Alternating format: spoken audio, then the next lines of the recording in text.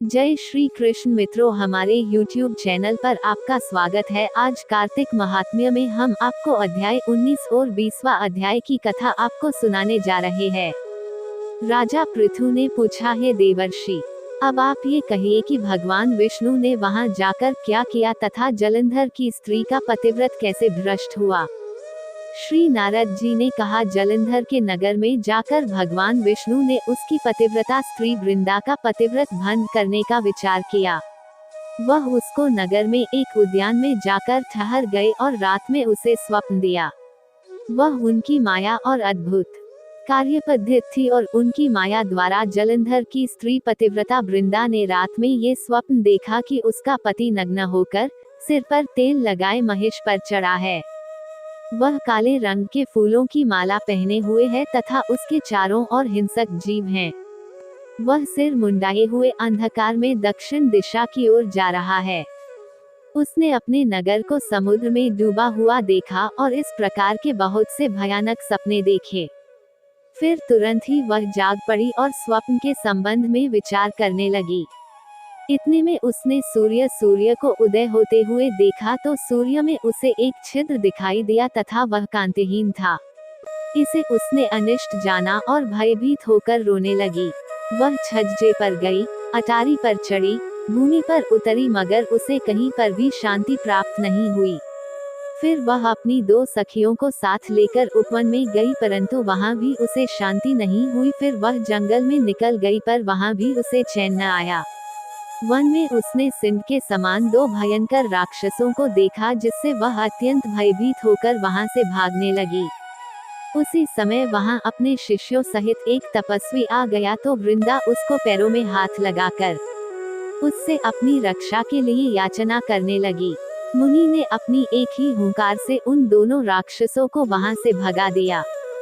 वृंदा को आश्चर्य हुआ, वह भय से मुक्त हो मुनि को हाथ जोड़कर प्रणाम करने लगी और कृतज्ञता का ज्ञापन किया।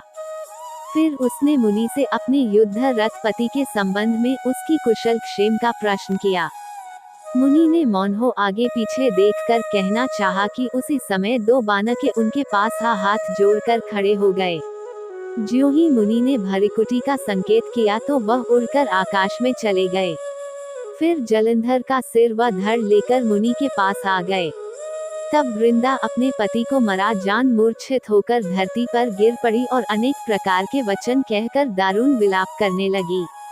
पश्चात उसने मुनि जी से कहा, हे कृपानिधे, आप मेरे पति को जीवित कर दीजिए। पतिव्रता परायण दैत्य पत्नी ऐसा कहकर दुखी श्वासों को छोड़ती हुई मुनि के चरणों में गिर पड़ी। तब मुनीश्वर ने कहा, वह शिवजी द्वारा युद्ध में मारा गया है, अतः वह जीवित नहीं हो सकता, क्योंकि जिसे भगवान शंकर मार देता है वह कभी जीवित नहीं हो सकता, परंतु शरणागत की रक्षा सनातन धर्म है। अतः कृपा करके मैं इसे जिलाए देता हूँ। श्री नारद जी कहते हैं कि वह मुनि साक्षात विष्णु थे, जिन्होंने की ये सब माया फैलाई थी। वह वृंदा के पति को जीवित करके अंतर्ध्यान हो गए। जलंधर ने उठकर वृंदा का आलिंगन किया और उसका मुंह चूमा। वृंदा भी पति को जीवित देखकर बहुत खुश हुई और अब तक हुई सब बातों को स्वप्न समझा। पश्चात वृंदा सकौम हो बहुत दिन तक अपने पति के साथ विहार करती रही। एक दिन उसने संभोग काल के अंत में भगवान विष्णु को पहचान लिया। तब वह उन्हें ताड़ित करती हुई बोली, हे परस्त्री से गमन करने वाले विष्णु, तुम्हारे शील को धिक्कार है। मैंने जान लिया है कि वह मायावती तपस्वी तुम ही थे। हे राजन, ऐसा कह परम क्रुद्ध हो पतिव्रता ने अपने तेज को प्रकट करते हुए शाप दिया।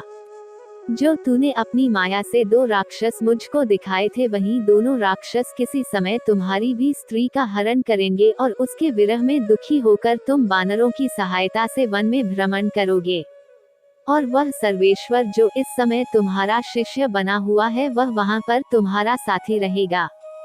ऐसा कहकर पतिव्रता वृंदा भगवान विष्णु के लाख मना करने पर भी अग्नि में प्रवेश कर गई। ब्रह्मा आदि देवता आकाश से उसका प्रवेश देखते रहे। वृंदा के शरीर का तेज श्री पार्वती जी के शरीर में चला गया और आकाश में जय जयकार होने लगी। पतिव्रता धर्म के प्रभाव से वृंदा ने मुक्ति प्राप्त की। इस तरह कार्तिक महात्म्य में 19 और 20वां अध्याय की कथा समाप्त हुई। आगे की कथा आपको हमारे अगले वीडियो में सुनने को मिलेगी। और भी ऐसे ही सनातन धर्म से जुड़ी जानकारियों के लिए आप हमारे चैनल को सब्सक्राइब करें, वीडियो को लाइक करें और शेयर करना ना भूले। जय श्री कृष्ण।